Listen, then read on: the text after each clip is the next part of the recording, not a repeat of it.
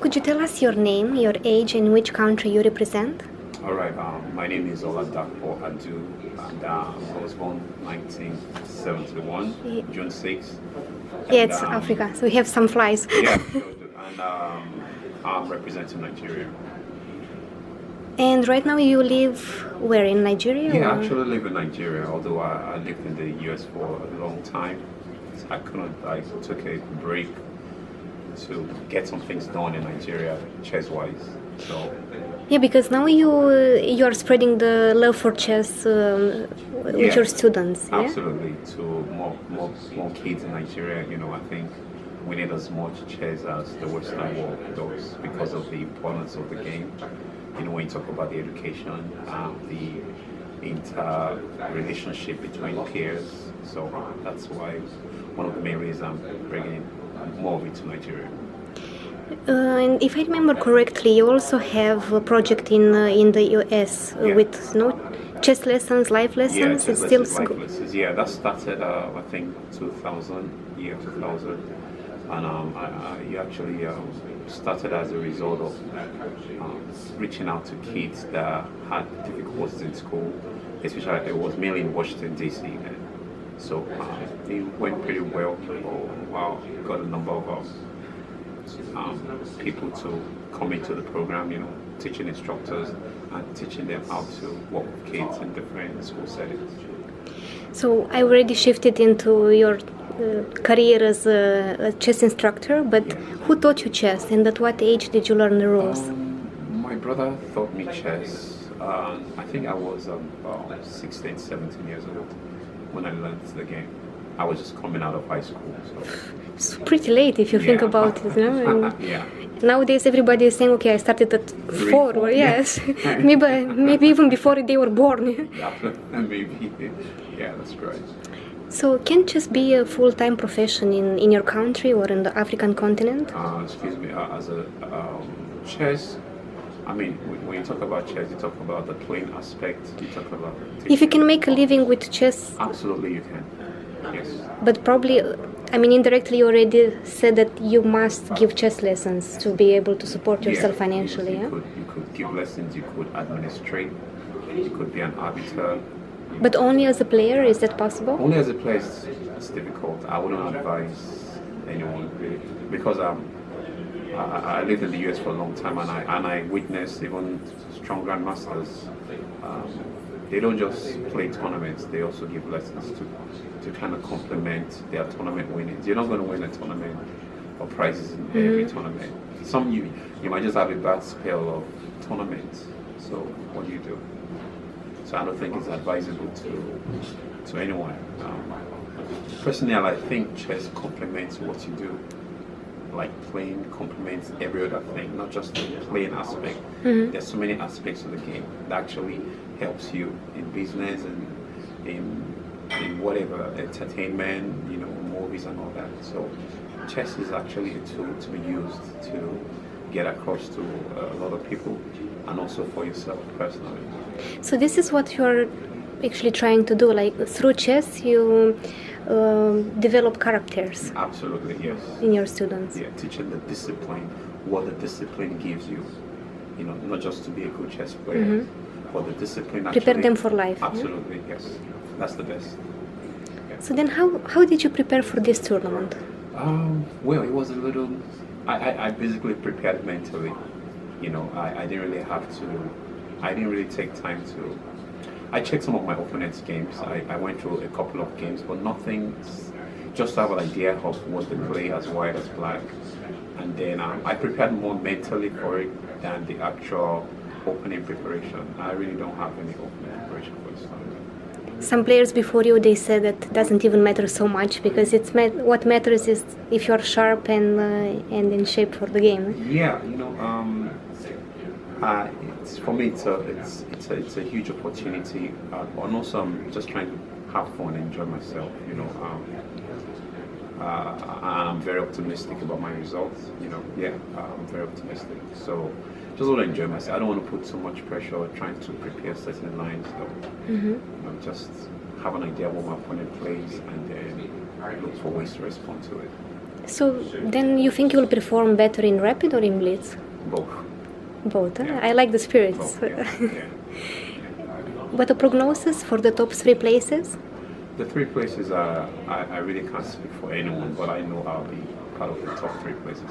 Oh, that's... Absolutely, I really can't tell you. Anything can happen. It's very inspiring to Yeah. see the drive behind the players here. Yeah, anything can happen. It's not about your rating. Everybody here is strong enough to get a good position and just win against any kind of opposition. So it basically is going to be more of your mindset, your focus, your rest of mind. Nothing too serious. Just be calm and happy. Look to enjoy yourself on the chessboard, off the chessboard. Oh, the chessboard. Absolutely. So, how important are tournaments like this for the African chess? It's actually great because we get a chance to showcase the best players from Africa, both the young ones and the older ones, and give the world an idea of the things we have here, the things we can make happen, and also look for an opportunity to get the big boys in here, and also for us to have a situation where we can get to compete at a very high level with such excellent conditions. So I think this event is a win-win for everyone. And what does it mean for you in particular to participate in this tournament? Particularly for me, it's a great honor. I am excited about the opportunity. I have a lot of fans, both in the chess world and outside. My church is rooting for me, the household of David. I have a very good relationship with the pastor and everyone. So I have a lot of followers. They look to the things I do, and this tournament is not just for me. It's for everyone. My fans and everyone. It's important because it's the first of its kind. So it's very important we make it happen anyhow. Play your best and leave the rest. But you have also a lot of experience from Olympiads. You're facing in World Cup players like Topalov. Yeah. Actually, I've been playing for Nigeria since '94. '94, Moscow was my first Olympiad. And for a period of time, I wasn't playing because I was in the US. I couldn't leave work and play. But I played. Batumi will be my 7th chess Olympiad. 7th. Yeah, and that's a record for Nigeria. 7th chess Olympiad. And this stage for me is more of just getting all the things I can get as a player, and then move to another phase as a main coach or administrative or whatever it takes to help the others come in, because we have a lot of talent in Nigeria. We have so many. But you mean that you need to discover them and then motivate them and inspire them? Discover, motivate, show them the things they can get, show them the opportunities, and no matter what it is, you cannot give up. When you lose, you're winning, because it's an opportunity for you to learn. Nobody became great overnight. Even Magnus Carlsen did not. There's a process to everything. So the most important thing for us is to pay attention to the process. You're going to have mixed results, but you can't get all worked up, all emotional about it. No, it's a process that we have to. And some can't handle it, so that's why we have to help them, let them know, it's all a process. And speaking about Magnus Carlsen, whom do you think will win, Caruana or Carlsen?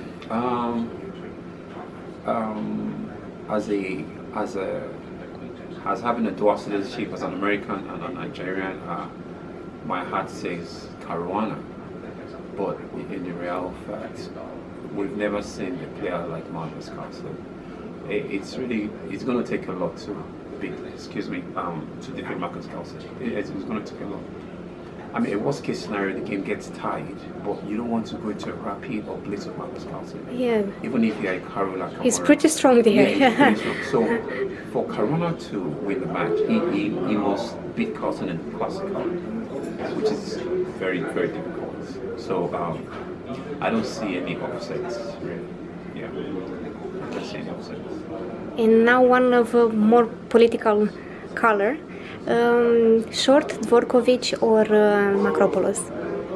For me, For me, Marco Plus is not it's not a choice. For me, it's between Short and Vukovic, and looking at what both president candidates shot through the KCF to make a lot of things happen for chess generally. But another thing you have to look at Vukovic, right? Yeah, he's coming in as a newcomer, but I think he has a lot to offer when you consider the office he has hired. If being a failure is not an option for him, so for me it's one of the two, and my country is going for Short, and I'm alright with that. So at the end of the day, whatever happens, it's so important for us to come together for the main cause for Africa. It's very important for us to come together and get the best for us. It's not just about president, you know. Somehow Nigel is very popular in this part of the world. Yes, he's doing a lot for trying to promote the game and to bring inspiration to the local players. Yeah, Nigel, he's been doing this for a long time. You know, he's been doing this for a very long, even before any kind of aspiration of becoming a presidential candidate. And when you look at the three, like I said with Marco, there's a lot of the connection with Kirsten is not so positive, you know. But I don't know as much. But Nigel has been a lot. I mean, you've seen the track record of the things he's done. We don't know how well he's going to do. Really, you don't.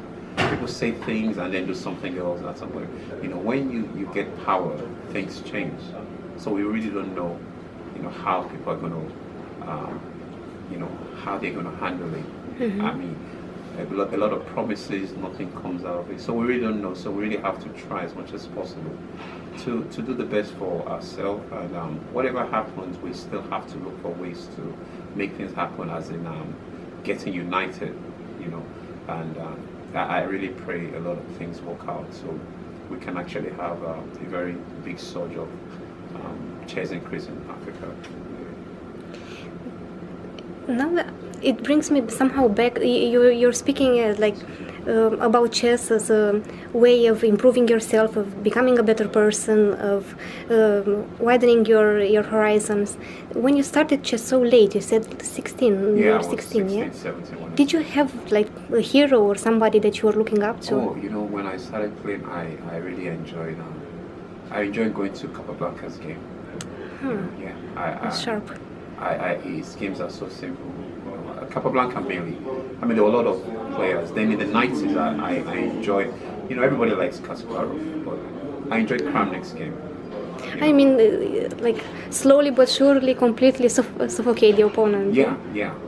For a long time, I was a Kramnik fan. Mm-hmm. And right now, I mean, I'm a Carlsen fan, you know, because, like I said, there hasn't been anyone like Carlsen. He just understands what to do when there's really nothing to do. He's an expert in that. Well, I hope you will be inspired also for this tournament. So thank you very much for your time. Wish you best of luck. Thank you very much. And thanks again.